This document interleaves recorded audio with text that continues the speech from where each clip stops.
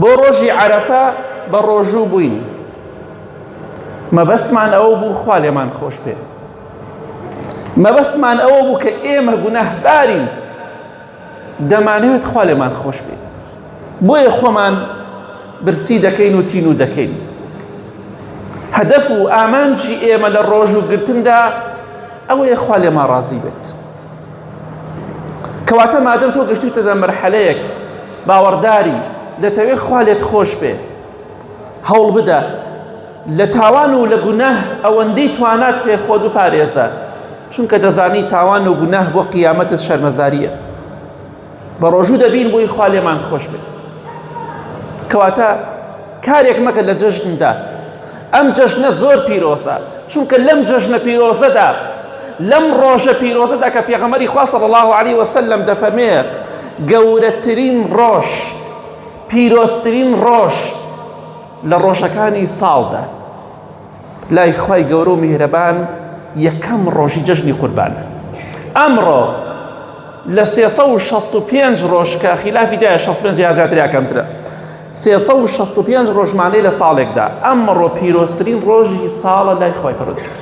پاشان بەیانی کە دووەم ڕۆژی جەژنی قوربان. ئەم ڕۆژانە ئەمڕۆ لە ڕەمەزان پیرۆزترە لای خوای گەورە، لە ڕۆژەکانی ڕەمەزان.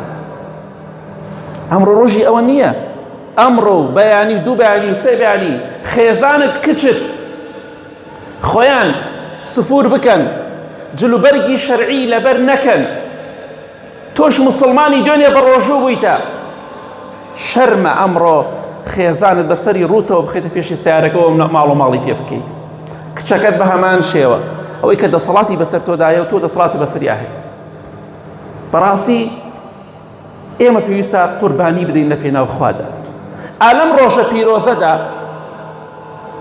لە دوای محەممەد صلی الله علیه وسلم گەورەترین مرۆڤ و پێغەمبەر کە ئیبراهیمە صلی الله علیه وسلم قوربانیدا لە پێناو خوادا، ئامادە بوو بە خەوێک بە فەرمانی خوای گەورە کوڕی تەنها کوڕە جگەرگۆشەکەی خۆی سەر بڕێت. بە فەرمانی خوا وەرە باوکێک پێت بڵێن ئەوە چەقۆیەک هەڵگرە و بڕۆ کوڕەکەی خۆت، تەنها لەم سەرزەوێدا یەک کوڕێکت هەیە، ئەختیارێک پیاوێکی بە تەمەن بە ساڵاچوو پیرێژنێک تەنها منداڵێکیان هەیە، کوڕێکیان هەیە، دەبێت کوڕەکان لە پێناو خوادا سەر بڕن. بەو پەڕیشانازیەوە ئەو کارە ئەنجامەدەن. ئیبراهیم سەلامی خوای لەسەر بێ فەرمانی خوا جێبەجێ دەکات. ئیسماعیل سەلامی خوای لەسەر بێ دەفەرمێ یا ئەبەتی افعل ما تؤمر، باوک گیان ئەوەی خوا فەرمانی پێت کردووە جێبەجێک، فەرمانی خوا جێبەجێک. واللهی من دەبینی ئینشاءالله لە ژێر چەقۆ و ئازاری چەقۆ و مردندا زۆر سابر و خۆڕاگرد دەبوو. کەواتە مە جەژنی قوربانیە، قوربانیدان لە پێناو خوادا، نەک جەژنی خراپەکاری و تاوان و گوناه و سافیرەی، نەک جەژنی ئەوەی کە تۆ خێزانەکەت ترسی خوا لە دڵیان نەبێت. ئەمە جەژنێکە، تۆ ئامادەنی لە پێناو خوادا، پارەت هەیە، توانات هەیە، ئاژەڵێک سەر بڕی لەبەر خاتری خوا، بەخوا پارەکە خەڵکە بوو قوربانی نەکرد و چروکی کردی سەر لەژێر خۆڵایە، بەخوا بۆ بوو کوزاوە بەجێ هێڵا و ئەوانیش منەتیان پێی نییە، بەخوا هەش بوو کردی و ئێستا مردووە خوا لێی خۆش بێ. کامیان قازانجیان کرد؟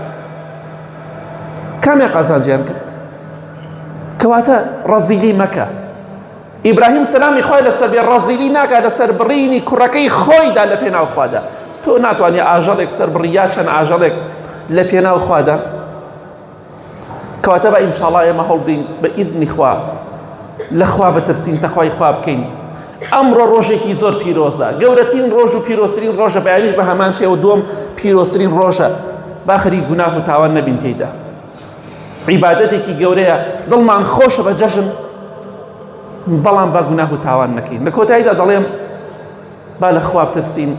خوای گەورە لە کۆتا ئایەتدا کە دای بەزاندووە خلافی تیان دێزانان دەفەرمون ئاخر ئایەتدا بەزیوە. خوای گەورە دەفەرمێ واتقوا یوما ترجعون فيه إلى الله.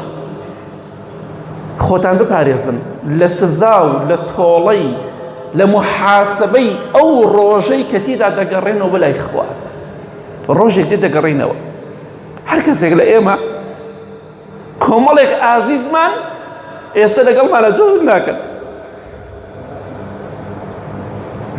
روجيك بو زورك ما لقل دايكو باوكي خو ما لجوز ما دكر إيسا نماول زوريان لقل براي خوتا لقل خشكي خوتا لقل هاوري خوتا لقل كري خوتا بەڵام ئەمڕۆ نەمان ڕۆژێکیش دێ کە سوکاری ئێمە بەبێ ئێمە جەژن دەکەن